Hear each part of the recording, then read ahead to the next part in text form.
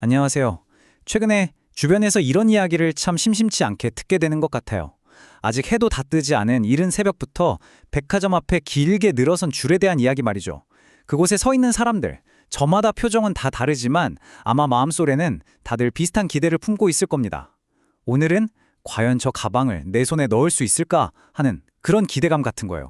1시간, 어떨 땐 2시간을 꼬박 기다려서 마침내 매장 안으로 들어섭니다. 그리고 저기 유리 진열장 너머로 그토록 원했던 바로 그 가방이 보이죠. 분명히 저기 있거든요. 직원도 알고 나도 알고 모두가 그 가방이 저기 있다는 걸 아는데 직원은 아주 정중하면서도 조금도 흔들림 없는 목소리로 이렇게 말합니다. 손님 정말 죄송하지만 이 제품은 오늘 판매가 어렵습니다. 이게 품절된 게 아니에요. 누가 예약해 둔 것도 아니고요. 당연히 결제할 돈이 없는 것도 신분에 무슨 문제가 있는 것도 전혀 아니죠. 이유는 딱 하나. 한 사람당 살 수 있는 수량을 제한하고 있다는 겁니다. 바로 이 순간 대부분의 사람들은 머릿속에 비슷한 의문이 떠오를 겁니다. 아니 장사를 왜 이렇게 하지? 돈을 들고 와서 사겠다는데 왜 팔지를 않는 거지? 오늘은 바로 이 질문에서부터 한번 시작해 보려고 합니다. 그 끝까지 한번 차분히 따라가 보면서 말이죠. 명품 브랜드들은 대체 왜 점점 더 아무에게나 물건을 팔지 않게 된 걸까요? 그리고 우리는 왜 아무리 비싼 물건을 사더라도 그들이 말하는 진짜 VIP가 되기 어려운 그런 구조 속에 놓이게 된 걸까요? 우리가 보통 명품에 대한 이야기를 할 때 아주 자연스럽게 비싸고 품질 좋은 물건이라는 정의를 떠올리잖아요. 물론 틀린 말은 아니죠. 장인이 한 땀 한 땀 만든 가죽 제품이나 수십 년의 기술력이 집약된 시계 같은 것들 모두 그만한 가치를 지니고 있는 건 맞습니다. 하지만 어쩌면 이 생각부터가 사실은 전체 그림의 절반밖에 보지 못하는 것일지도 모릅니다. 여기서 조금만 더 깊이 들여다보면요. 명품은 단순한 물건들의 집합이라기보다는 하나의 굉장히 정교하게 설계된 시스템에 가깝다는 걸 알게 됩니다. 네, 맞습니다. 하나의 정교한 시스템이에요. 이 시스템의 핵심은 제품의 품질이나 디자인이 아니에요. 오히려 그건 회원제로 운영되는 아주 비밀스러운 클럽과도 비슷합니다. 가장 중요한 건 바로 접근성의 제한이거든요. 아무나 들어올 수 없고 그 안에 뭐가 있는지 밖에서는 잘 보이지 않아야만 해요. 그래야만 그 클럽의 회원이 될 수 있다는 사실 자체가 아주 특별한 의미가 되는 그런 구조. 이것이 바로 명품이라는 거대한 시스템을 움직이는 가장 근본적인 원리라고 할 수 있습니다. 잠깐 시간을 거슬러 올라가 볼까요? 오늘날 우리가 잘 아는 대표적인 명품 브랜드들의 시작을 보면 이 점이 훨씬 더 명확해집니다. 에르메스는요, 처음부터 물건을 많이 팔기 위해 존재한 브랜드가 아니었어요. 말이 끄는 마차가 주요 교통수단이던 시절에 극소수의 귀족과 최상류층만이 사용하던 말 한 장이나 마구를 만들던 공방이었죠. 샤넬도 마찬가지입니다. 샤넬은 그냥 실용적인 옷을 만든 게 아니라 당시의 관습에 얽매여 있던 상류층 여성들의 생활 방식 자체를 완전히 새롭게 설계했어요. 움직임은 편하지만 그 누구도 쉽게 흉내낼 수 없는 고유의 이미지를 만들어낸 거죠. 롤렉스는 또 어떤가요? 그냥 정확한 시계를 만든 게 아닙니다. 험난한 도전을 이겨낸 성공한 사람의 손목에는 바로 이 시계가 있다는 아주 강력한 상징을 만들어낸 브랜드였어요. 이 브랜드들의 출발점을 쭉 짚어보면 핵심은 결국 단 하나로 모아집니다. 바로 아무나 가질 수 없다는 원칙. 많이 파는 것보다 누가 이걸 갖게 되는지가 훨씬 더 중요했습니다. 이것이 명품 산업의 가장 단단한 기반이었고 수십 년간 단 한 번도 흔들리지 않았던 그들의 정체성이었던 거죠. 그렇게 자신들만의 성을 굳건히 지키던 명품 브랜드들이 2010년대 이후부터 눈에 띄게 변하기 시작합니다. 젊은 세대가 열광하는 아이돌을 광고 모델로 쓰고 스트리트 패션 브랜드랑 파격적인 협업을 진행하기도 하고요. 심지어 온라인 스토어를 열어서 판매까지 허용하죠. 이유는 아주 단순했습니다. 바로 성장이 필요했기 때문이에요. 기존의 핵심 VIP 고객은 그 수가 한정되어 있잖아요. 그들만으로는 계속해서 매출을 키워나가는데 한계가 있었던 거죠. 그래서 명품은 대중을 향해서 문을 열기 시작합니다. 무리하면 살 수 있는 물건, 첫 명품으로 적당한 가방, 입문용 아이템, 이런 표현들이 바로 이 시기에 등장했습니다. 실제로 명품 시장은 폭발적으로 커졌고 특히 젊은 세대가 핵심 소비층으로 떠올랐죠. 하지만 이 선택은 명품 브랜드에게 아주 치명적인 딜레마를 남겼습니다. 왜냐하면 명품은 많이 팔릴수록 좋은 상품이 아니기 때문이에요. 오히려 너무 많이 보일수록 문제가 되는 아주 독특한 상품인 거죠. 길거리에서 3초에 한 번씩 마주치는 가방, 지하철에서 옆 사람도 맞은편 사람도 나와 똑같은 로고를 지니고 있을 때 3초백, 5초백이라는 말이 이때부터 나오기 시작했어요. 이건 단순한 농담이 아니었습니다. 기존의 핵심 VIT 고객들이 느꼈을 법한 감정이 대중의 언어로 터져나온 결과였죠.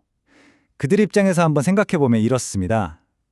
내가 이 비싼 돈을 주고 이 가방을 산 이유는 남들과 달라 보이기 위해서였는데 이제는 모두가 이걸 들고 다니네. 바로 이 순간 명품 브랜드는 가장 중요하게 지켜야 할 고객, 그러니까 자신들의 존재 이유와도 같은 고객을 잃을 위험에 처하게 되는 겁니다. 이쯤에서 이런 의문이 들 수 있습니다.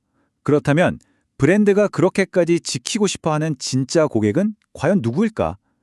여기서 우리는 명품 브랜드가 고객을 바라보는 방식에 대한 가장 큰 오해 하나를 바로잡아야 합니다.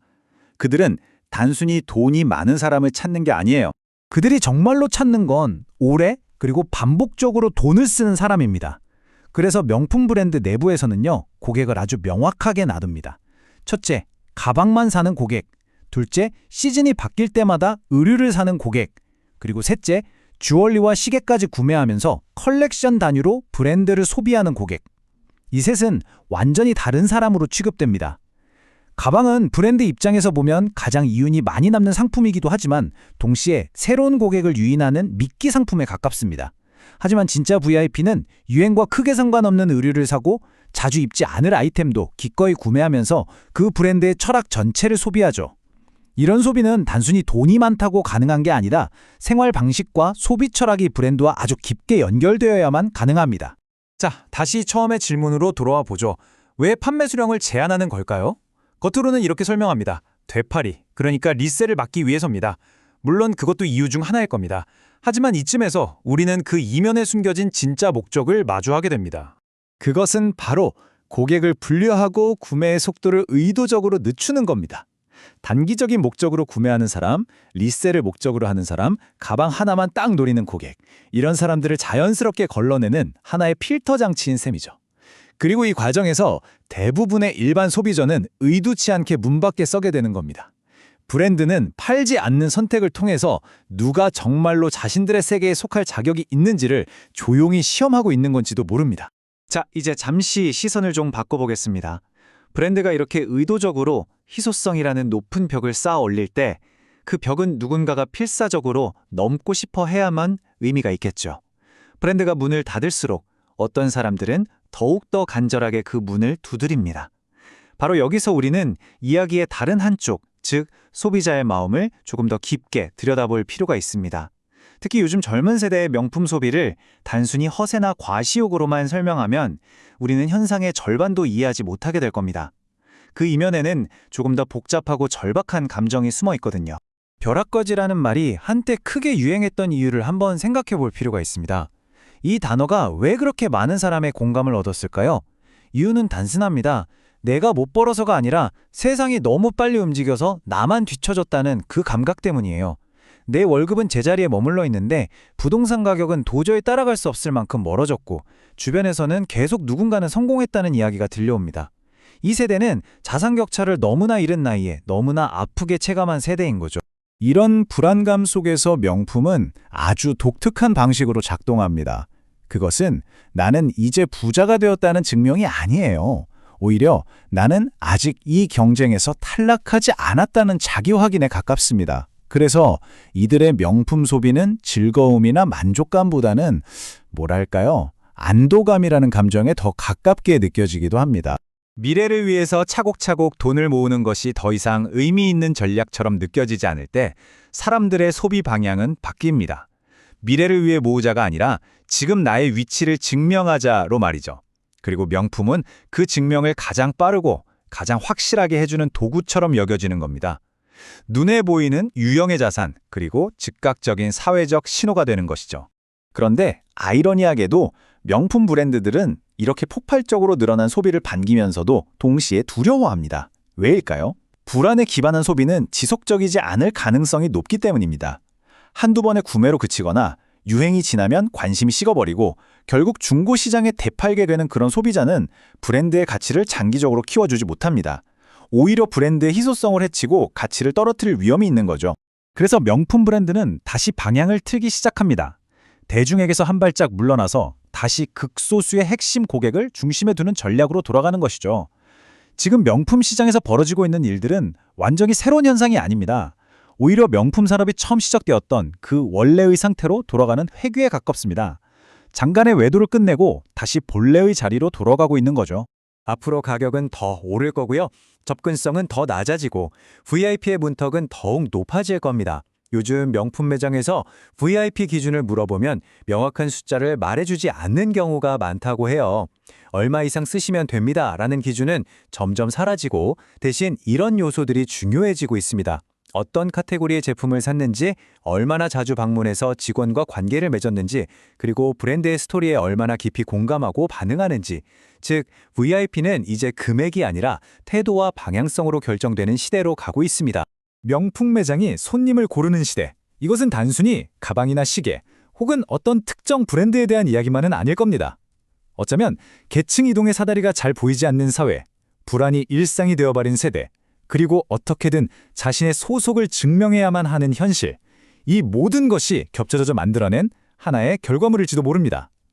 명품은 어쩌면 우리 사회의 가장 깊은 욕망과 불안을 가장 솔직하게 비추는 거울과도 같은 것일 수 있겠죠. 명품 매장에서 손님, 오늘은 판매가 어렵습니다 라는 말을 듣는 그 순간 우리는 단순히 가방 하나를 사지 못한 것이 아닙니다. 어쩌면 우리 사회에 보이지 않는 경계선이 어디까지 그어져 있고 어디부터가 다른지를 직접 체감한 것일지도 모릅니다. 명품 브랜드는 앞으로도 아무에게나 물건을 팔지 않을 겁니다. 왜냐하면 그것이 바로 이 거대한 산업이 지금까지 살아남았고 또 앞으로도 살아남을 방식이기 때문입니다. 이런 흐름을 보면서 한 번쯤 우리는 무엇을 욕망하고 또 무엇에 불안해하는지 조용히 생각해 볼 문제일지도 모르겠습니다.